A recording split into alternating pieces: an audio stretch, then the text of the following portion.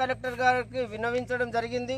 అతను ఇప్పటి వరకు ఎలాంటి స్పందన లేదు అతని మా పట్ల.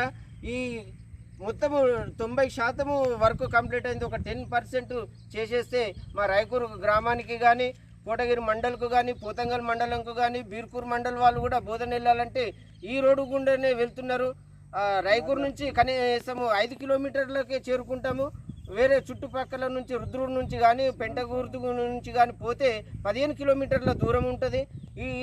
ఈ బ్రిడ్జ్ కంప్లీట్ అయితే మాకు 5 కిలోమీటర్లని బోధన చేరుకుంటాము.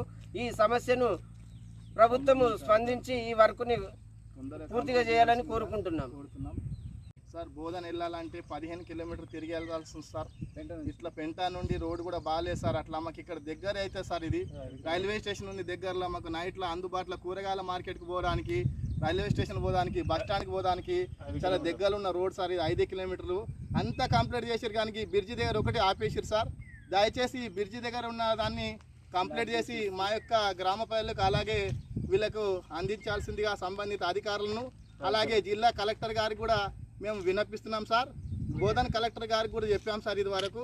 ఆయన కూడా ఏం స్పందించలేరు సార్. దయచేసి అధికారులకు మరోసారి విజ్ఞప్తి చేస్తున్నాం సార్. మేము ఈ యొక్క రోడ్డు బ్రిడ్జి వరకు తొందరగా కంప్లీట్ చేసి మా ప్రజలకు అందించాల్సిందిగా సంబంధిత గ్రామ ప్రజలను మేము కోరుతున్నాం సార్. మాది రాయకూరు విలేజ్ సార్, రుద్రూరు మండల్, నిజామాబాద్ జిల్లా సార్ మాది.